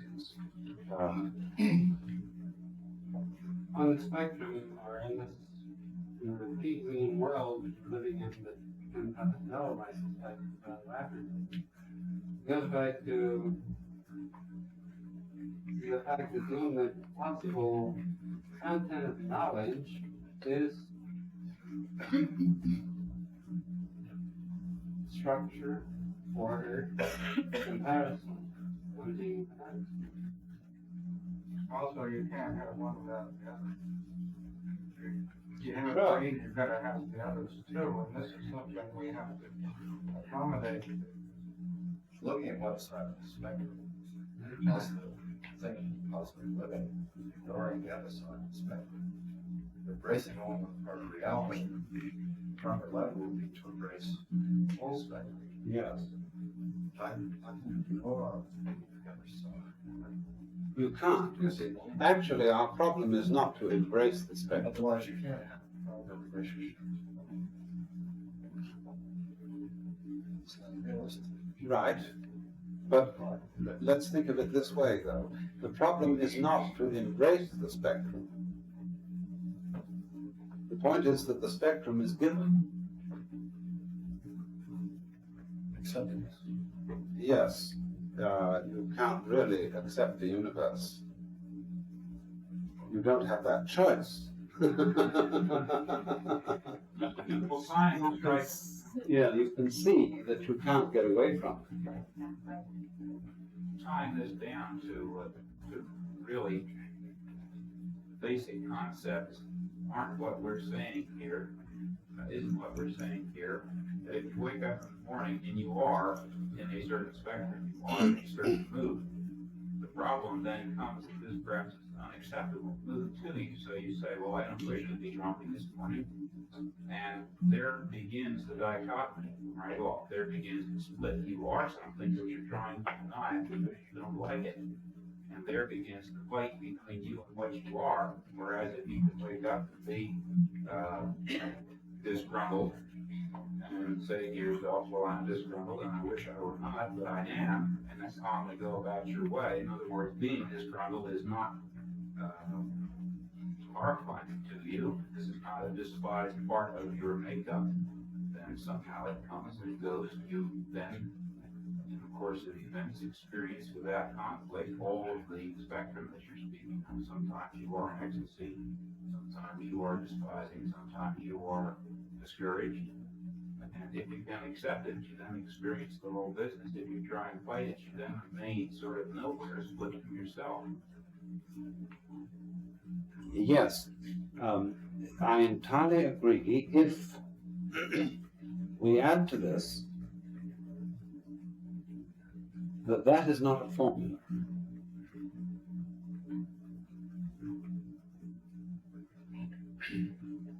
The moment you accept being disgruntled, you are no longer upset about being disgruntled. You're no longer disgruntled. That's it.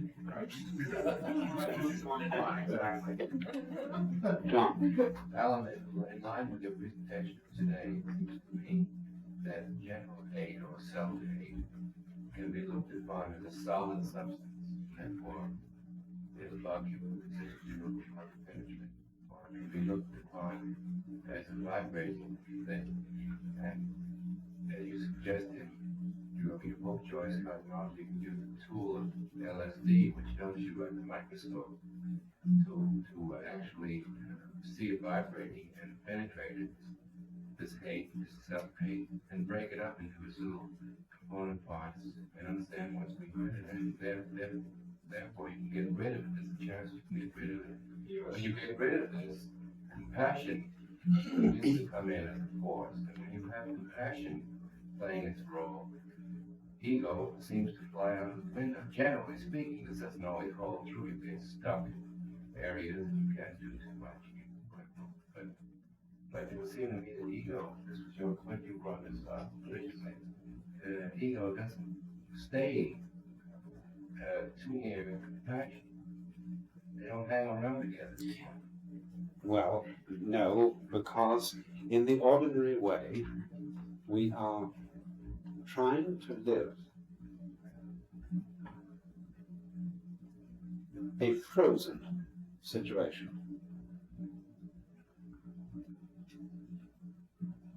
And the ego is a frozen conception of oneself. Now, a moment ago, you raised the question of, say, accepting a certain situation. We have to accept this. Now, we can make a frozen idea, you see, that it's good under all circumstances to accept life. And then we suddenly find that that idea doesn't work. Because one of the things that we have to accept is that we don't like certain situations. See? In other words, that we don't accept. And this is this, again, we find the strange property all the time of trying to focus on the sky cloud. Or trying to refocus. Huh? But you can continue. You can only continually refocus, can't you? Or it's the same problem as trying to hold something at a level. You can't hold it fixed. It's like when you tightrope walk. You can't be rigid. You're a constant play of balance, you see. And it's the same with all these. That's why no textbooks on spiritual counsel works at all. Because every counsel I would give and say, now look here, this is the way to do it.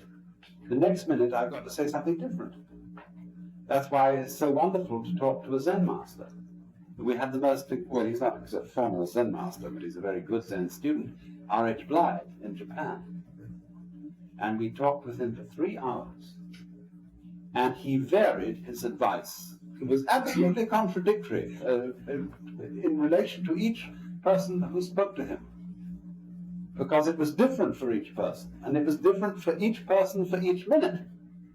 He started out by saying, all women here don't need to be here because they have Satori naturally.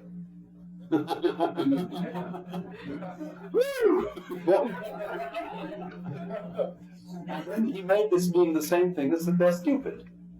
And then he changed it again when challenged on it. Yes. I think what I would say is very related to this, and the example of the patient was grabbing on the hand of his mother, and years of terror, fear, anxiety, drugs, all kinds of things about it, or being like, and then analysis you got with it. And then you got probably to,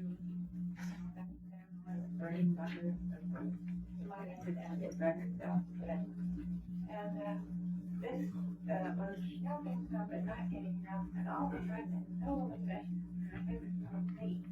Very dramatic, he studied that, about sliding my feet up further, and lie down and feel where I am. That's going on in me at the moment. Remind me of your earliest book. Oh my God, it's when you lay down and felt yourself, and then on, the next came into your place. And it seems to me that all the things we've been saying about getting out of a maybe car or somewhere, if you touch, hey, what you are at the moment, that's what it's really going on in you. Some people would call it the ego concept, and I think we're all Freudian and all those people who use the term ego very differently. Yeah. So, Well, I'm going to talk tonight about this what business. you really are. Yeah, what it is right now. Yeah. What she was. And she could feel hate, she could feel all kinds of things, she could feel compassion, she could feel strength, and courage to face these things. And from that moment on, she has never come back to fear. She became really different, powerful, courageous, going all different ways, and yet dealt with things. Yes, well, let's get back, you see, to the whole thing we started from. That what we mean by the body really is the volatile. The ever-changing, it changes within certain limits. It isn't chaotic, it's a constantly changing variety. But all the way in which we are brought up is to try and identify ourselves with rigid categories, stereotypes, and concepts. And therefore there is this resistance between the world of meanings with its fixed categories and the world of the body with its extraordinary fluidity. And so the fear of that fluidity makes us rush to the wrong rock of ages. I mean, you know, and get hung up. Now look, it's time, it's 5:45, and it's time to stop so that people have time for dinner. We'll reconvene, we said 8:15. Is that all right? I'll say 8:15. Maybe we'll get started by 8:30. Don't say that.